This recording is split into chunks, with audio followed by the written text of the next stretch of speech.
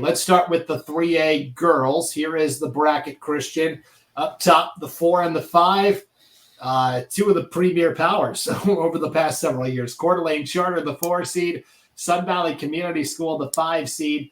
The 1 versus 8 is Sugar, Salem, and Buhl. And then on the bottom of the bracket, we've got number 2, Kimberly, number 7, Homedale. And then the 3 versus 6 is Marsh Valley versus Fruitland. This is the 3A girls state tournament. These games will be played at Valley View High School. What jumps out to you right away when you look at this bracket, Christian? Yeah, I think this is an intriguing bracket. I think we definitely have a very heavyweight team coming in this year, and especially with a lot to play for after getting snubbed from the state tournament last year with a district championship loss in Sugar Salem. I think the Diggers are coming back for revenge as the number 1 overall seed. But aside from that, again, I feel like we said this a few times, but I'm like, how is this a first-round matchup? Coeur d'Alene Charter, 14-1, 9-0 in their league this season, and just a perennial powerhouse team that we saw last year. They were a top seed and ended up getting upset in the first round in a crazy match. But how are they playing against Sun Valley, the defending champions, and another really good team, 15-4 overall? I think that's one of those, like, if you told us ahead of the season that Coeur d'Alene Charter and Sun Valley were going to meet up at some point in the 3A tournament, you would have said, oh, that's for sure a semifinal or championship round match. But no, we have them in the 4-5 match. And that top half of the bracket is just, that's a gauntlet right there for whoever gets through there. Yeah, and I think the bottom half of the bracket is all Kimberly. Kimberly has been so dominant this year. We'll get to their differentials here in just a moment. But the 800-pound gorilla is Sugar Salem. This is a team that has been on a mission all year, Christian. They were undefeated going into the district championship match last year against Teton, lost to the Timberwolves. Teton steals the bid to state, and since then, I'd say the Diggers are angry and motivated and ready to just take that aggression out on pretty much everybody. When you look at the differentials for this 3A tournament, there's some really lopsided numbers here, not just from Sugar Salem, but from a lot of different teams. Sugar does lead the way. 124 goals scored, only 8 allowed. That's plus 116. And Kimberly goes, boy, we thought we were pretty good. 111 scored, 9 allowed for plus 102. So really, those are the two heavyweight favorites coming in. But it's so hard to get to that 1 versus 2 matchup in the championship in soccer, it feels like. Which team has the better chance? See, that's tough to me because I feel like Sugar Salem is the better team. I mean, they beat Kimberly 3-1 back on September 9th, and that game was at Kimberly too. So Sugar Salem went on the road. They showed what they're made of, and they've just been so good this year. I mean, Teton is a really good team we could talk about. I mean, it stinks for some of these 3-team leagues where you have 2 very talented teams that both for sure deserve to be in the state tournament, but yet only one team goes to state. But I mean, Sugar Salem left no doubt in that championship match, 10-1. And so even with the tougher road, I don't know. I would say it's more likely Sugar Salem gets there than Kimberly, but I think Kimberly has the easier road, if that makes sense. Yeah, I think Sugar's the better team. I think Kimberly has the easier path. I think we're in lockstep there. Let's talk about Sugar's first round opponent, Buhl. This year, the District 4 had the opportunity to grab 3 bids to state via a play-in match. Buhl was the team that they beat Bliss for 3rd place at districts. Then they get into the state play-in round, and they take out, I'll be honest, I was pretty surprised. They ended up taking out a pretty good American Falls team in that state play-in match, so they definitely earned their way here. No doubt about it. This is a Buhl team coached by Dwayne Kimball. They're 13-6-1. They lost to American Falls in the first round at state last year, 2-1 in overtime. So I guess you could say revenge has been served. Yeah, that was a heck of a matchup. I mean, I'm really impressed by Buhl getting in there. I mean, American Falls last year ended up taking 3rd place in the 3A bracket. I mean, they're a talented team too. I was surprised to see them not get in this year. And so, like you said, you give credit. They got that extra play-in match this year, and Buhl got it done. And so I think that they're a fun team too. I mean, you look up and down their lineup, junior midfielder Liesl Kimball, 23 goals, 6 assists on the year. Also, senior Miranda Beltran has 14 goals and 3 assists. So, I mean, they have some goal scorers. They're not, I mean, I think it's a tough matchup with Sugar Salem in the first round, but I mean, don't count them out, especially maybe to make a run on that back half of the bracket. Yeah. Well, let's go to the top half where this is a true coin flip. Coeur d'Alene Charter, Sun Valley Community School. I mean, Coeur d'Alene Charter went 14-1, and they're like, we got the 4 seed. What the heck? What's the deal? Sun Valley went 15-4 and finished 5th. So these teams come in a combined 29-5 this year. This is like of all the first round matchups we've talked about so far, this to me is the most exciting one. Oh, for sure. I think that this is like honestly probably one of the best first round matchups, like you said, of the whole entire weekend. I mean, just 2 teams with great pedigree. Like you said, Sun Valley, I mean, they were 3A champions last year. They brought a lot back from that team. I know they lost some all-state players. They have that's going to be tough this year for the Cutthroats, but they've shown. I mean, I know they lost to Kimberly, but as far as everyone else on their schedule that's not named Kimberly, they have just taken care of business this year. And so they're a really good team. But for Coeur d'Alene Charter, I think that, I mean, they're honestly just surprising to see them even, you could say, as low as a 4 seed. I mean, they're one of those teams that just is accustomed to having a 1, 2, or maybe 3 on a bad year. I mean, you look at they're 3A champions 2014 and then 2016 through 2020. They won all of those years. Obviously, like we talked about last year, they had the big upset loss in the first round to Timberlake. But the Panthers, I think, are one of those teams that I would watch out for. Senior Alexa Shepard, I mean, we'll probably talk about her in the players to watch, leads the state. We're tied for the most in the state, 42 goals. That's the 11th most in the country of any player, any girls soccer player. So, I mean, they're loaded for sure. And I think that'll be just a crazy matchup in the first round.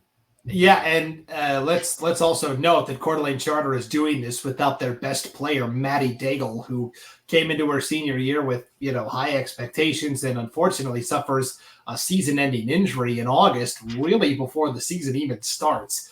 And so Coeur d'Alene Charter's dealt a blow, but Coach Stacy Smith says, all right, that's okay. Strength is in the program, not just one player. And so, okay, Alexa Shepard takes a little more on her plate, but it's not just her. Mira Crawford takes on a little more. And, Coeur d'Alene Charter is sneakily kind of like Sun Valley. They're both kind of young teams this year too, right? They're both playing a lot of freshmen and sophomores.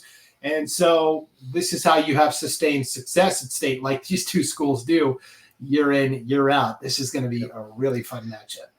Yeah, I think both those squads you look at, they have that one senior that's just incredible for, like we said, it's Alexa Shepard for Coeur d'Alene. For Sun Valley, it's Mia Hansmeyer, 36 goals and 11 assists on the year. But then you see those young players that are coming in there, being able to be mentored and look up to those really talented upperclassmen. But then you're like, that's going to be the next round. We'll see here in the next couple of years on these state tournament broadcasts. We're going to be talking about some of these names in the future. Yeah, Sun Valley hosted Sugar Salem pretty early in the year, and Sugar Salem came and won by double digits and was kind of an eye-opener, I think, to the Cutthroats, and they've kind of been a focused team since then. All right, let's take a look at this bottom half of the bracket. We talked about, and you watch, because we go, oh, yeah, this is all set up for Kimberly, and then watch somebody else come through. That's exactly how it goes. Let's start with Kimberly. They come in, I mean, with just gaudy numbers. I mean, they're 18-1.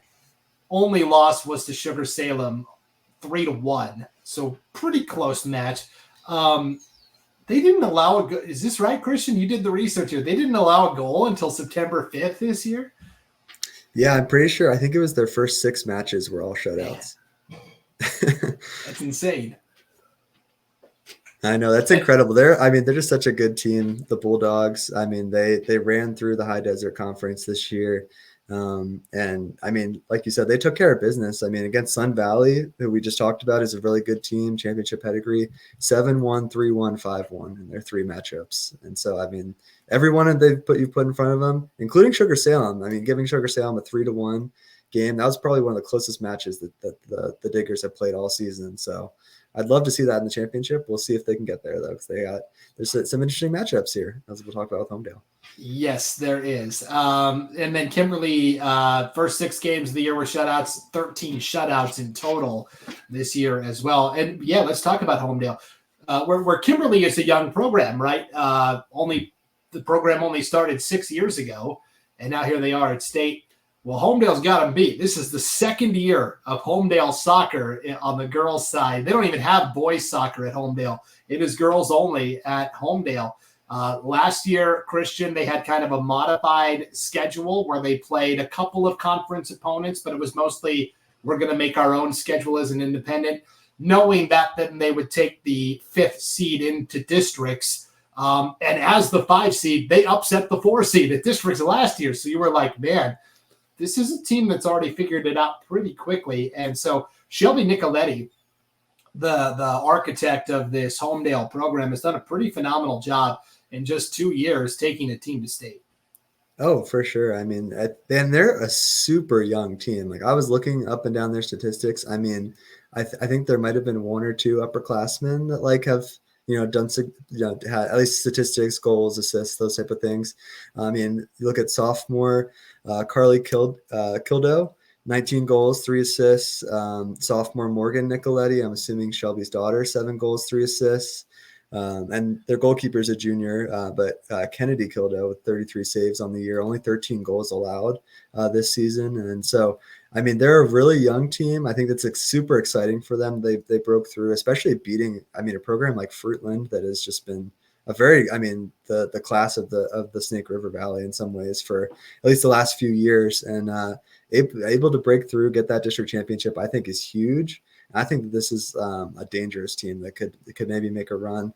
I think it's a tough matchup with Kimberly, but I mean, again, I would not be at all surprised to see them win a match or 2 this weekend, even if it's on the consolation side.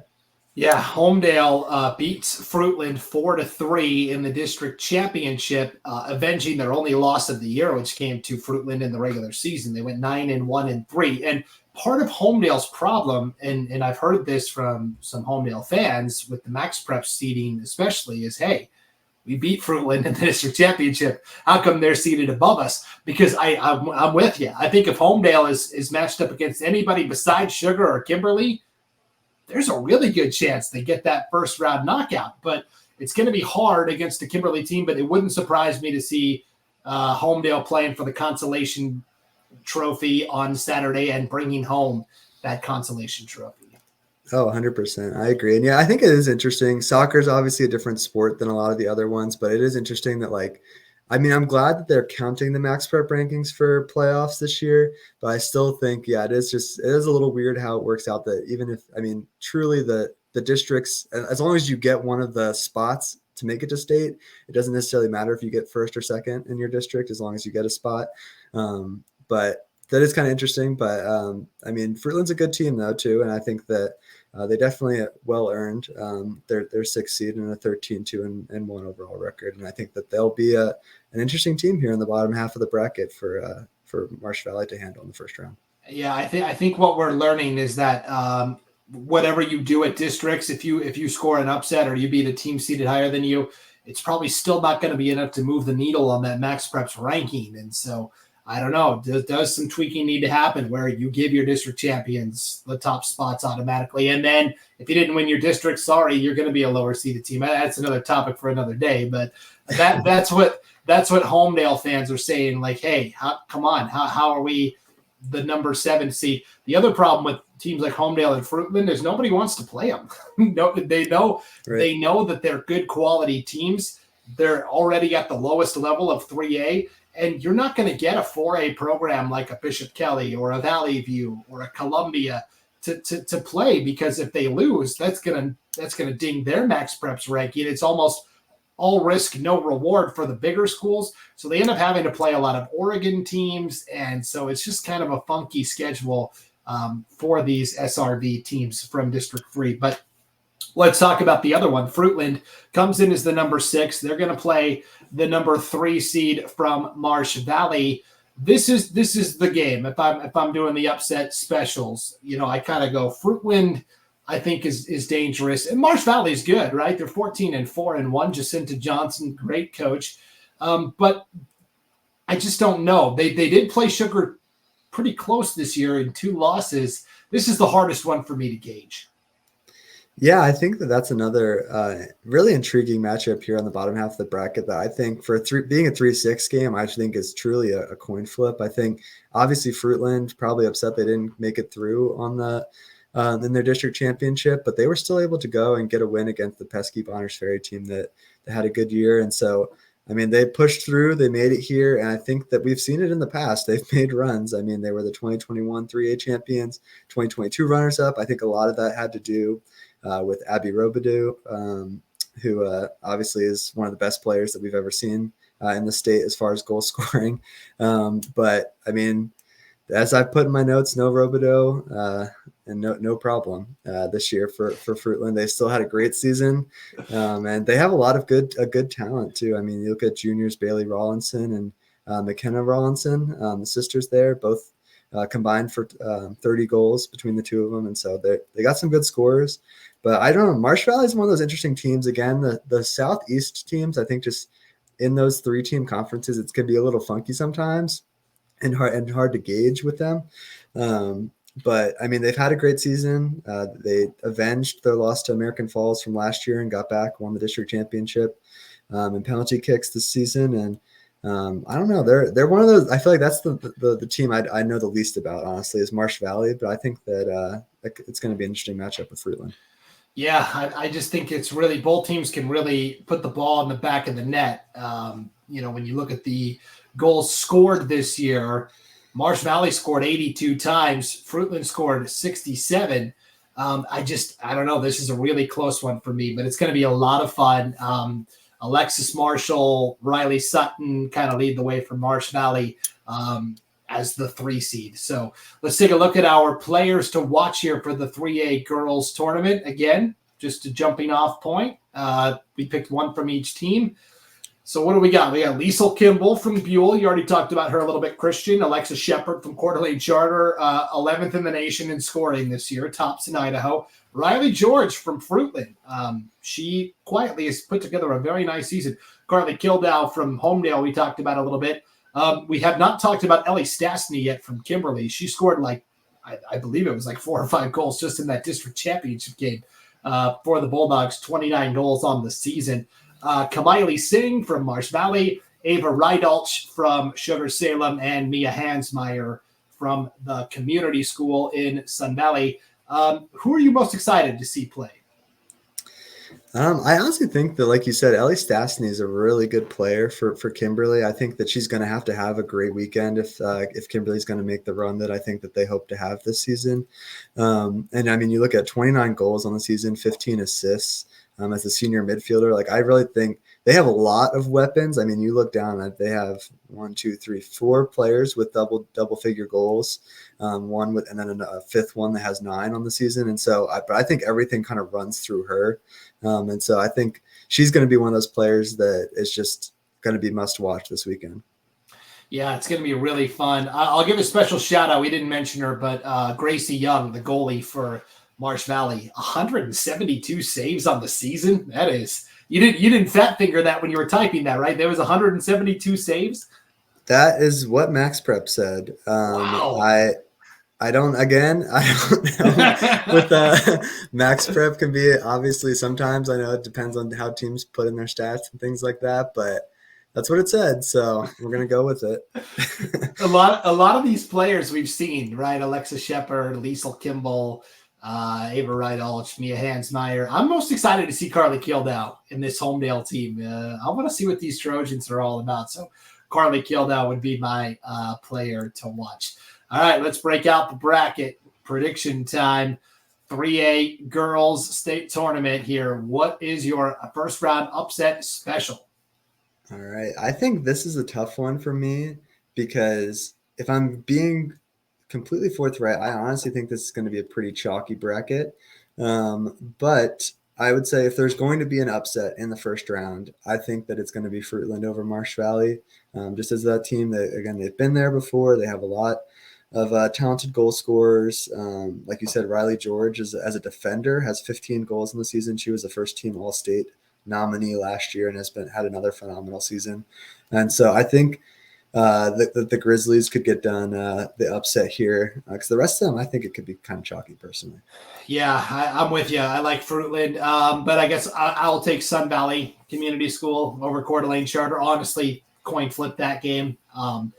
I don't think it matters ultimately. I think Sugar Salem and Kimberly are kind of on this collision course. But what is your championship matchup and prediction? Yep, I agree with you. I think that there's two teams that when you look statistically, when you look at the teams they've played this year, all of the things, I think that they just stand out above the rest. I think that's Sugar Salem and Kimberly.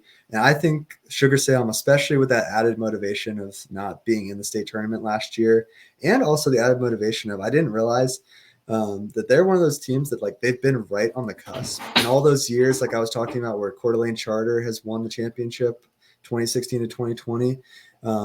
3 of those years, 2018 through 2020, it was Sugar Salem that they took down in the championship. And so I think that's going to be a really fun semifinal matchup if it does occur. But I do think that ultimately Sugar Salem's going to get it done over Kimberly. And I think it'll be a close match, but I think that it'll be fairly handily, something like a 5-2 or something along those lines. I just think that they're hungry.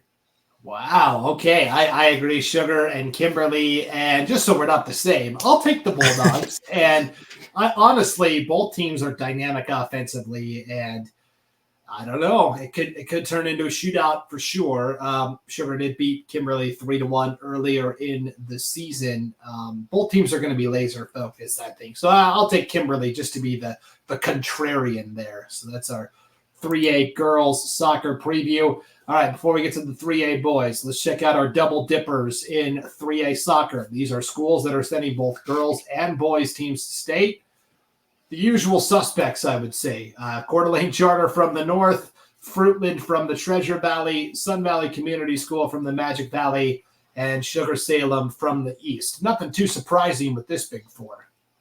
Yeah, no, a lot of teams like we talked about that are, you'd expect to be here. I think Coeur d'Alene Charter on the boys' side is one team we'll talk about here in a minute that I'm happy to see making it. It's been a couple of years for them, and they're glad to see them back. But yeah, a lot of these teams, you kind of almost write it down every year that Sugar Salem's going to be there, Sun Valley's going to be there. I mean, they're great programs run by great coaches that have just had a winning expectation. Yeah, the gang's all here. So here is the 3A boys soccer bracket. These games will take place at Valley View High School as well. There are 2 fields at Valley View. So kind of like the 4A, you'll be able to watch the girls and boys action kind of simultaneously. The 4-5 right out of the gates, Wendell and McCall-Donnelly. Number 1, Sugar Salem will play number 8, Fruitland. You've got the Community School from Sun Valley, the number 2 seed. They'll play number 7, Coeur d'Alene Charter. You've got then Bonners Ferry at 3 and American Falls at 6. What jumps out to you right away, Christian? For me, what jumps out here, I think, is Sugar Salem's the 1 seed here, but I think that they have a tough side of the bracket up top. I think that's going to be – I don't think that they're quite the team that the girls is as far as just a lock that they're going to be in the championship. I think that they're going to have a tough run up top. And then on the bottom, I think it's going to be a really interesting you look at the 2 and 3 teams there, Sun Valley and Bonners Ferry. I think that those are 2 teams that honestly got pretty good draws, in my opinion, for what they otherwise might have had. And I think, honestly, the bottom half of the bracket, I think any of those 4 teams legitimately could make it through. And so I think this is one of those where, like, I really am not sure who's going to win this. Like, I don't think there's a clear-cut 100% write-it-down favorite for this bracket. Yeah, it's really hard. This to me is the most exciting overall in terms of, I mean, I look and there's like 6 really good teams, and even I would throw Coeur d'Alene Charter in there maybe on the right day. I think Fruitland coming in sub 500 as the 8 seed is kind of the one you can go, okay, yep, chalk that up. But otherwise, yeah, to me this thing is wide open. Right away, I see a potential rematch of the championship in the from last year in the semis, where Wendell and Sugar played last year for the title. Wendell came in and nearly got it done, but Sugar Salem got the win, and what a rematch that would be in the semifinals. And then the bottom half of the bracket is kind of like teams that don't get as much acclaim, right? Bonners Ferry, which you know a lot about, Christian. American Falls never really seems to get the hype as like a Sugar Salem does. And so to me, it's like up top, the heavyweights, and then at the bottom, it's like hey, don't forget about us. We're good too. Yep. Yeah, that's what I was saying. That bottom half of the bracket, I think, is like, it's just intriguing to me. I really don't know who's going to come through that bottom half of the bracket. I think Sun Valley probably is the favorite there, just in the season that they've had only 2 losses all year. But I mean, even Coeur d'Alene Charter, like you said, is a good team, and they're very young. And so I think that'll be fun. And then the 3-6 with American Falls, Bonners Ferry, I think could go either way as well. Yeah, so let's take a look. Let's just start with the top. Sugar Salem. They come in 16-1-1. Scott Terry is the coach of the Diggers, and we didn't talk about this in the girls' preview at all, Christian. But since 2020, so just the last few seasons, Scott Terry has been coaching both the boys and the girls at Sugar Salem High. Yeah, I know. That was a crazy fact that I did not know until my research for this broadcast, and so I thought that was kind of neat just to see. I mean, especially programs that are just as dominant as Sugar Salem is on both boys and girls side, to see the same coach running those things. I mean, I guess it makes sense. Yeah, that winning culture, the things that he does, the players that they have there. He's done a great job, and I mean, you see why that they're the number 1 seed on both sides. And Scott Terry is the 2022 3A Coach of the Year last year. Sugar Salem boys have won 2 straight state tournaments, and they're probably still the favorite here, even though they got a tough draw. Yeah, they did lose a lot to graduation from last year's team. 4 all-state players, including the 3A Player of the Year, Devin Peterson. They lost Kinghorn and some other really good, talented players. But the thing with Sugar is they've always got another wave of reinforcements ready to come. Fisher Daniels, Gabe Gerardis, Tyler Mendoza in goal has done a great job this year for the Diggers. I will say one of the toughest hurdles they had to clear came in districts against Teton. Teton, and I don't know which team you say shouldn't be here, but like Teton was one of the 8 best teams in the state this year in boys soccer. But one bid league, it's the way it goes sometimes. Sugar won in a close one, 2-0 over Teton to win the district title. Yeah, that's again another one. That's kind of what I'm talking about in these 3-team leagues, where it's really unfortunate that they don't at least get a play-in shot to make the tournament, just because, like you said, Teton was probably, I mean, you look down Sugar Salem, the teams they played this year, Teton was probably maybe the best or second best team they played this whole season was Teton. The Timberwolves and Diggers played some good games, including a 2-0 game in the district championship that Sugar Salem was able to get done. And so I think it's unfortunate to not see the Timberwolves. They were, they were a semifinalist team last year in 3A. But this year, not so. But yeah, that's definitely interesting and always tough when there's just not enough bids sometimes. Yeah, it's the way it goes. All right, let's take a look at this bracket again, and let's talk about Fruitland, the team that comes in Goliath, or David trying to slay Goliath.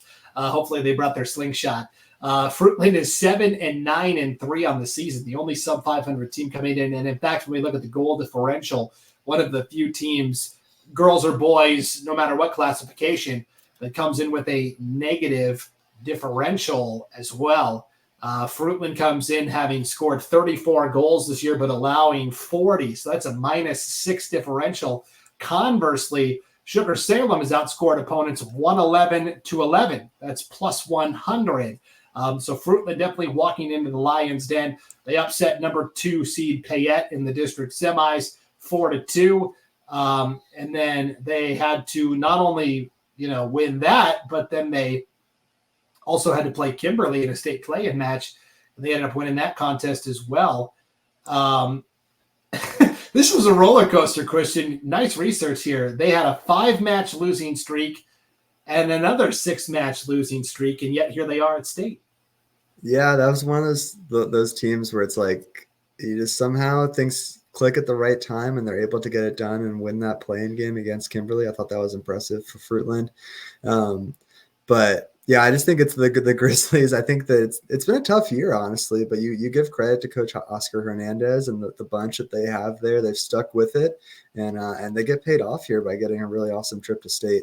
I think, again, they're kind of running into a little bit of a buzzsaw with just Sugar Salem being a very talented team. But, I mean, they're a decent little young team, and I think that could be an interesting matchup. And I think that it'll be interesting for them, especially like if they end up in the consolation side of things here, what they could maybe do with the loser of the Wendell McCall game. I mean, they're going to be loose going into that match with Sugar. I mean, all the pressure is going to be on the Diggers. Got nothing to lose.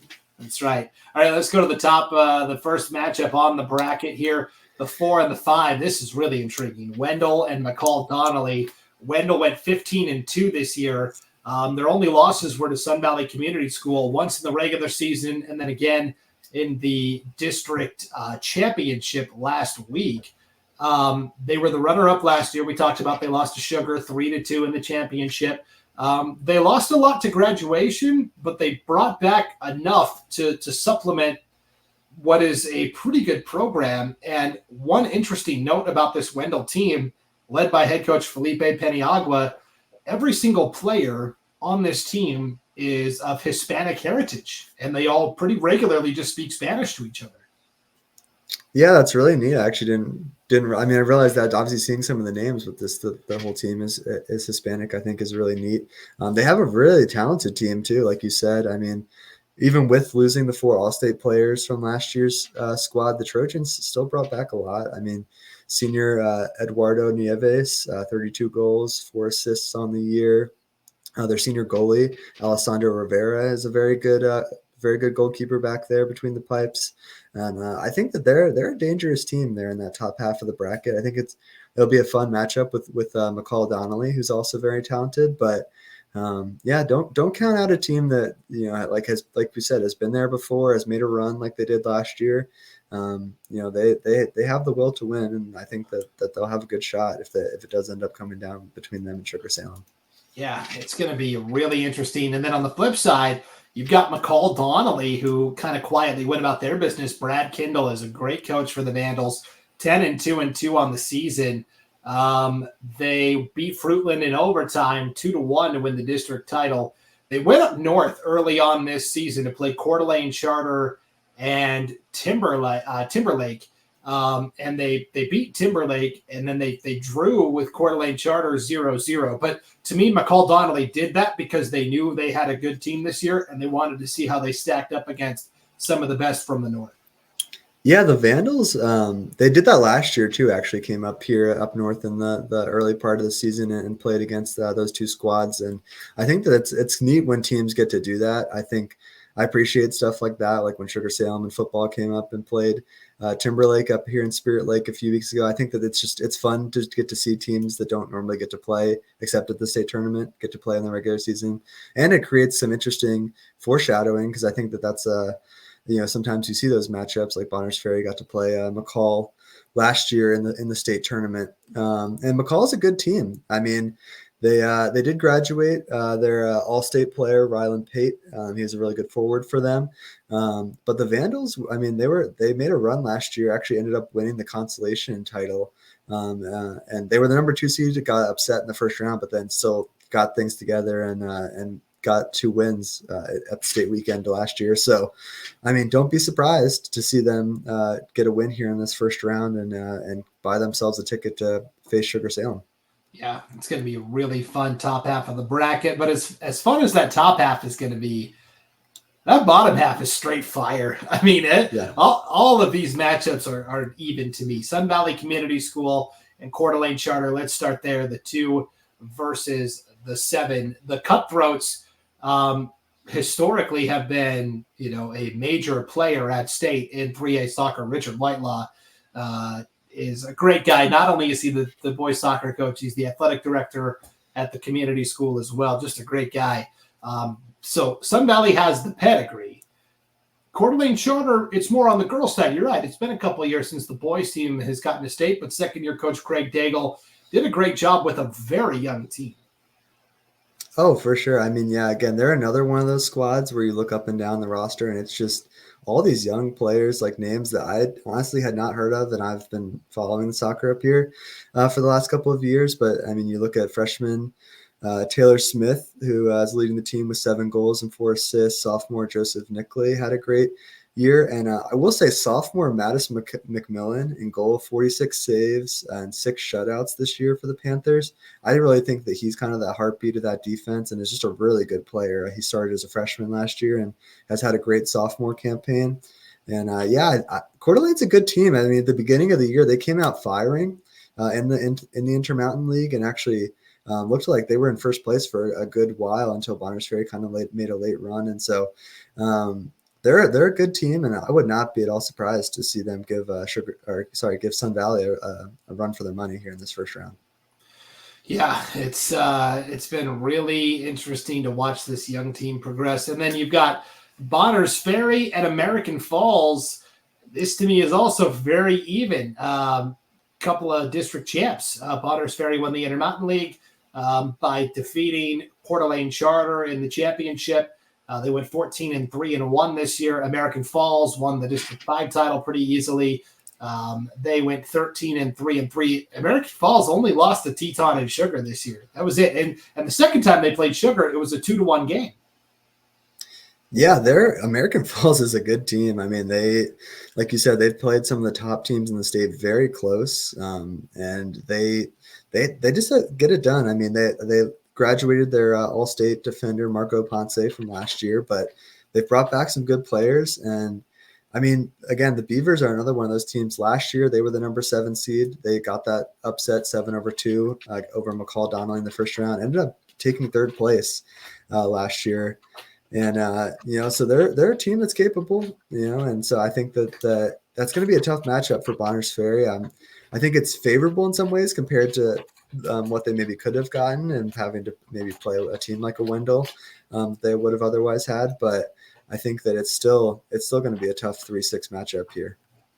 Yeah. And in fact, it wouldn't surprise me to see American Falls come through and get the win there. It's going to be really intriguing for sure. Let's take a look at our 3A players to watch. We picked one from each team here. Moises Torres from American Falls, Eli Newell of Bonners Ferry, Joseph Nickley from Coeur d'Alene Charter. As cool as the other side of the pillow, Miles Davis from Fruitland, Michael Foster, the goalkeeper from McCall-Donnelly, Ben Owens from Sugar Salem, Asher Maxwell from Sun Valley, and Eduardo Nieves from Wendell. Who are you most excited to watch here, Christian? For me, I'm gonna give a shout out to Eli Newell for Bonners Ferry. Again, obviously I live up here in Bonners Ferry, so I'm a little more familiar with their team. I actually got to also write an article about Eli for one of the magazines that I write for up here. He's a senior striker. He's actually out the first couple weeks of the season. He had patellar tendonitis in his knee. And ended up having to sit out, and that's why Bonners Ferry actually got out to a slow start this year. They were 3-3 to start the year, but since he's been back, they have not lost a game since September 9th. And he's been a huge reason why. He had 26 goals, 9 assists on the year, including the game winner in the 1-0 district championship win over Coeur d'Alene Charter last week. And so he's kind of the heartbeat of that Badgers offense, and I think that he's one that I'm looking forward to keeping an eye on. Yeah, and for me, the guy I'm most excited to see is Eduardo Nieves from Wendell. Last year, he had other guys he could defer to, but he is kind of the leader. 32 goals, 4 assists on the season. And if Wendell wants to get back to the championship game, they're going to need the absolute best from Nieves. And I guess that's the question. Only one team potentially can get back to the championship from last year, Sugar or Wendell. Who do you think ultimately makes it to the title match, and who do you got winning? Title match, I think it's going to come down to Sugar Salem on the top half of the bracket. And call me a homer, but I really think Bonners Ferry is going to break through and get to that championship match on that bottom side. And the reason why is and I don't know if we've already talked about this, but my upset pick would be Coeur d'Alene Charter over Sun Valley. I think that it could be, if they can keep it low scoring, which Sun Valley, that's going to be tough. But if they can keep it low scoring, I think Coeur d'Alene Charter has the defense to hang with them. And if that is the case, I think that the Bonners Ferry could get through. So I'll say Bonners Ferry, Sugar Salem, but I will pick Sugar Salem to get it done once again, boys and girls. Okay, yeah, I guess I forgot to ask you what your upset special was, but you like Coeur d'Alene Charter over Sun Valley Community School. Yep, that's my pick. Okay, my upset special. You're not gonna like this, Christian.